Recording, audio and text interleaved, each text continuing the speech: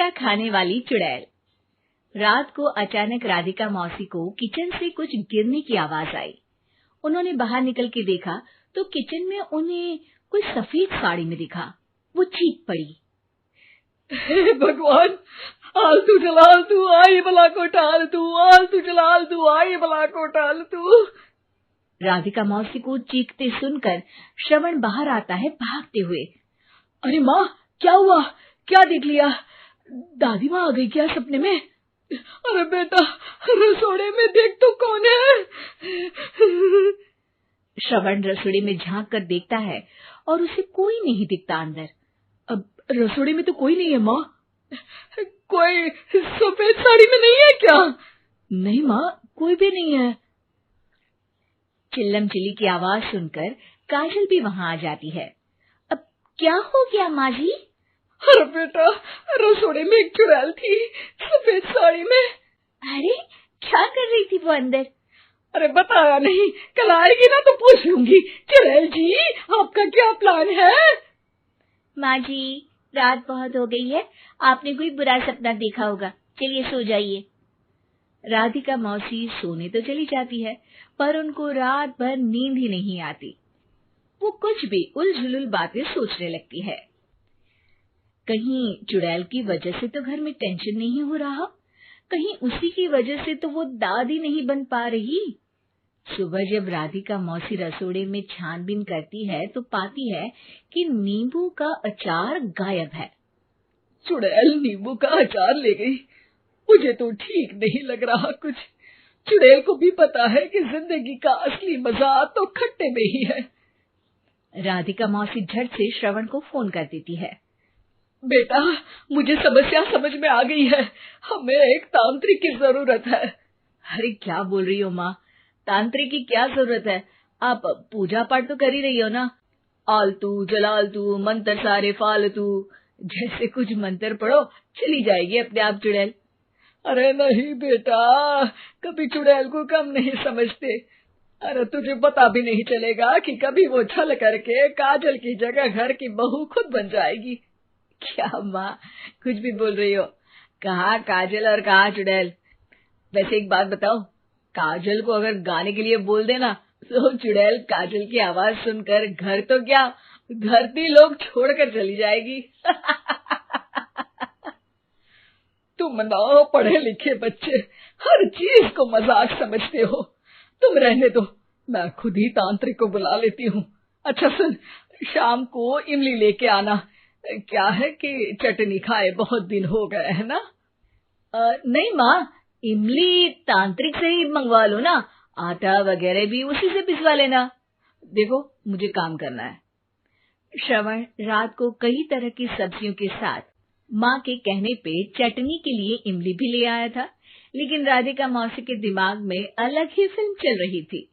उन्हें अब सिर्फ शक ही नहीं यकीन होने लगा था कि शायद चुड़ैल ने श्रवण पर अपना जाल बिछा दिया था, जिस वजह से श्रवण उनकी बात ही नहीं मान रहा था। पर कोई नहीं, आने वाली रात में राधिका मौसी खुद तैयार हो गई चुड़ैल को पकड़ने के लिए। रुद्राक्ष की माला, तुलसी का पत्ता, हनुमान चालीसा सब हाथ के पास ही था, बस चुड़ैल का इंतजार था। और जैसा राधिका मौसी ने सोचा था वैसा ही हुआ। वो चुड़ैल उस रात भी आई, पर वो राधिका मौसी से तेज निकली और राधिका मौसी के उससे पकड़ने के पहले ही वो भाग खड़ी हुई। जरूर बहू पे साया है उस चुड़ैल का, तभी तो श्रवण के कमरे में गई है। और अगली सुबह राधिका मौसी पिछली रात हुए हमले में किन चीजों का नुकसान हुआ उसका हिसाब लगा रही थी। उनके खेमे से एक आम के अचार की शीशी भी गायब हो चुकी थी और वो इमली भी जो कल श्रवण लेकर आया था। राधिका मौसी इस बारे में सोच ही रही थी कि श्रवण जल्दी से रसोड़े में आकर दवाइयों की पोटली ढूंढने लगता है। अरे बेटा, क्या हो गया? अब माँ, वो काजल की तबीयत खराब है, बहुत घबराहट हो रही है उसे। हे भगवान, मैंने पहले ही कहा था कि तांत्रिक को बुला लेते हैं, पर नहीं, अब देखो उस चुड़ैल ने काजल को अपने वश में करना शुरू भी कर दिया है। हालांकि श्रवण भूतों में विश्वास नहीं करता था, पर अब वो भी डर जाता है और राजी हो जाता है एक तांत्रिक को बुलाने के लिए। कुछ ही घंटों में तांत्रिक आ जाते हैं और राधिका मौसी तांत्रिक जी को सब बता देती है। घोर संकट, घनघोर संकट, चुड़ैल को मारू जोर चाकट, ओम भट स्वाहा खटखा के आहा। अरे ये क्या मंत्र है? मेरे खुद के ओरिजिनल मंत्र है, कल रात को ही लिखे हैं, अच्छे लगे तो दाद चाहूंगा। एक और मंत्र सुनो। अर्ज किया है आब्राकडाब्रा, दिल्ली बम्बई आगरा, चंदा मामा सोवरले सुरन मामू जारा। ये मंत्र है? अरे कोई 40 वालीसा पढ़ो ना। वक्त कम है, 40 नहीं पड़ेंगे, 20-25 में काम चलाना पड़ेगा। अलग निरंजन जाके लंदन, मुफ्त का मंजान घिस मेरे नंदन।